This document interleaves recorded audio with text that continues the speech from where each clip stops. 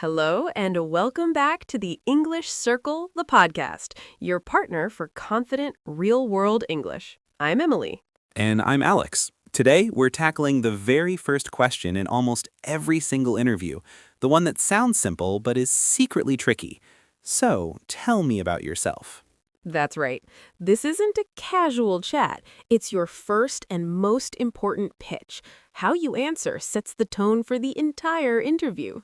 Oh, and I always mess it up. I either give my whole life story starting from childhood, or I just freeze and say, I'm Alex and I like stuff. Don't worry, that's why we're here. Today, we're giving you a powerful, flexible formula. We'll turn this open-ended question from a panic moment into your golden opportunity to guide the interview. A formula to guide the interview? I like the sound of that. Let's do it. Let's start with intent. Alex, when an interviewer says, "Tell me about yourself," what are they really asking? Who are you? But professionally. Exactly. They're asking, "Give me a concise, relevant professional summary that shows me why you're right for this role." It's a test of your communication skills and your focus. So it's not about my hobbies or where I grew up. Only if it's directly relevant. This leads us to trap number 1, the life story. Don't start with, "I was born in," or list every job you've ever had. They have your CV. And trap number 2? Trap number 2, the vague summary. "I'm a hardworking people person who's passionate about stuff." That tells them nothing. We need specifics and narrative. To craft your perfect answer, we use the P.R.E.S.E.N.T formula. It helps you present your best professional self. Present myself, P.R.E.S.E.N.T. Clever. What does it stand for? P, present role. Start with your current or most recent position. Currently, I work as a marketing coordinator at company. R, responsibility and scope. Give 1 to 2 key responsibilities that are relevant to the new job. Where I'm responsible for managing social media campaigns and analyzing engagement data. E, experience and expertise. Mention a key skill or area of expertise you've developed. Over the past 3 years, I've developed strong expertise in content strategy and digital analytics. S, success. Quantify. 1 key achievement with a number if possible. One success I'm proud of is increasing our organic Instagram reach by 30% last quarter. E, excitement and connection. State why you're excited about this role or company. I'm now very excited by the opportunity to apply this experience in a more strategic role, which is why I was so drawn to your senior marketing specialist position. N, next step, the bridge. Briefly connect your past to their future. I believe my background in data-driven campaign management aligns perfectly with the goals of your growth team. T, thank you and transition. End politely and hand the conversation back. Thank you. That's a bit about my background. I'm really looking forward to learning more about this role. Wow, that's a complete professional package in under 2 minutes. It's not my biography, it's my value proposition. Exactly. Let's practice with you, Alex. What's your fictional current role for this exercise? Let's say I'm a customer support team lead. Perfect. Let's build it. P, present role. Currently, I'm a customer support team lead at TechFlow Inc. R, responsibility and scope. I lead a team of 5 agents handling escalated client issues and working on process improvement. E, experience and expertise. I've built deep expertise in customer retention strategies and team mentoring. S, success. Give me a number. Last year, my team improved our customer satisfaction score by 15 points and reduced ticket resolution time by 20%. Excellent. E, excitement. I'm now eager to apply this experience on a larger scale, which is why the customer experience manager role at your company is so appealing to me.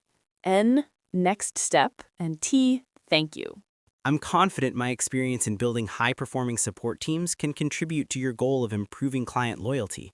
Thank you. That's a summary of my background. Impressed, Alex. If you said that in an interview, I would be leaning forward thinking, this candidate knows exactly what they bring to the table. It's focused, confident, and strategic. Now, let's adapt this for two tricky situations. First, a career changer. How would you adjust present? They can't start with my present role as a chef if they want a job in IT. Right. They should start with the most relevant experience, even if it's not current. Focus on transferable skills. For example, while my most recent title was head chef, my career has been focused on project management under pressure, training teams, and optimizing systems, skills I'm now formally building through a certification in IT project management. I'm excited to apply this unique operational background to a junior project coordinator role in tech. Got it. Lead with relevant skills, not just job titles. What about a new graduate? Great question. They use present, but pull from academics, projects, and internships. P, present. I recently graduated with a degree in graphic design from City University. R and E, responsibility and expertise. My coursework and internship focused heavily on brand identity development and user-centered design using Adobe Creative Suite. S, success. For my final project, I designed a full brand package for a local nonprofit, which they've now adopted. E and N, excitement and next step. I'm very excited to begin my professional career and apply this hands-on design thinking to the junior designer role here at your studio. So the formula is flexible. It's about structuring your most relevant narrative. Emily, what are some strong verbs and phrases to sound professional? To start, currently I'm, most recently I've been, my background is in. For responsibilities, I oversee, I'm responsible for managing, my role focuses on. For achievements, I successfully led, I was able to increase or reduce by number. A key accomplishment was. To connect, this experience directly aligns with, that's why I was drawn to, I'm confident my skills in, would allow me to contribute to. And how long should this answer be? The 90-second rule is perfect. Enough to be substantial, short enough to hold attention. Practice timing it. Let's recap the P.R.E.S.E.N.T formula. Present role, responsibility and scope, experience and expertise, success with numbers, excitement for this role, next step connection, thank you, and transition. And your interview launch challenge is record yourself giving your 90-second P.R.E.S.E.N.T answer. Listen back. Do you sound clear, confident, and concise? Refine it until you do. Alex, ready for your next Tell Me About Yourself? More than ready. I have a map. I'm not wandering in the conversation anymore. That's the power of preparation. Now, listeners, it's your turn. In the comments, share the first line of your P.R.E.S.E.N.T answer, your present role or recent graduate statement. For example, currently I'm a data analyst specializing in financial reporting. Let's support each other's starts. If this framework helps you, imagine how it could help a friend. Share this episode with someone who's job hunting. But what happens when the interview doesn't follow the script? What if the interviewer seems casual or cuts you off or immediately asks for more detail? Right, I was just thinking, my perfect 90-second answer might feel too rehearsed in a coffee chat, or too short if they just say, go on, tell me more. Exactly. So now we're moving from delivering a great monologue to mastering a flexible dialogue. We'll learn how to read the room, adapt your tone, and handle follow-ups seamlessly. So it's about being agile and conversational, not just reciting a script. I need this. Then let's dive in. It's about advanced delivery and adaptability. The first key skill is reading the interviewer's tone in the first 10 seconds. Alex, describe two different interview starters. Okay, one is very formal. Good morning, thank you for coming. To begin, please tell me about yourself. And another? A more casual one. Hey Alex, great to meet you. So why don't you just walk me through your background? Perfect. Your delivery should match. For the formal one, use your polished P.R.E.S.E.N.T formula. For the casual one, you can soften the language. How do we soften it? Use slightly more conversational phrases. Instead of, currently, I hold the position of, try, So right now I'm working as a. Keep the structure, but make the words sound more natural. Your core answer is your contract version, concise and structured, but you must be ready to expand on any part of it. This is the expand and contract technique. So I have my main story, but I have deeper pockets of detail ready if they ask? Exactly. Think of your present points as headlines. For each, prepare one more sentence of detail. Let's practice with your success point from last time. My headline was, "One success I'm proud of is increasing our organic Instagram reach by 30% last quarter." Great. If the interviewer nods and says, "Interesting, how did you manage that?" What's your expansion pocket? I'd expand, sure. We focused on two things. First, analyzing our peak engagement times to schedule posts strategically, and second, launching a user-generated content campaign that really boosted community interaction. Perfect. Then you contract back by saying, so that strategic focus is what drove the 30% increase. You answered deeply but controllably. Now, what if you're halfway through and they interrupt or they redirect you? Use the ACT method. ACT? A, acknowledge, show you're listening. C, connect, briefly link their question to your narrative. T, transition smoothly to answer. Let's try a scenario. I'm talking about my expertise in analytics, and the interviewer interrupts. That's great, but can you tell me more about your experience managing people directly? Okay, use ACT. Absolutely. People management is a key part of that. In fact, leading the analytics team is how I developed that skill. To give you a specific example, I directly managed 2 junior analysts last year. My approach focused on mentoring. Brilliant. You didn't get flustered. You used the interruption to showcase another strength, all while staying connected to your core story. You might be applying to different types of roles. Your present must be tailored not just to the job, but to the company culture. We use the lens of relevance. So I look at the same career through a different lens for each application? Exactly. Let's say your background is in project management at a construction firm.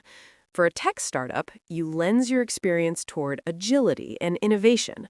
My experience is in managing dynamic projects with tight deadlines, which involved adapting plans weekly, a very agile process, similar to sprint planning. For a large corporate firm, you lens it toward structure and scale.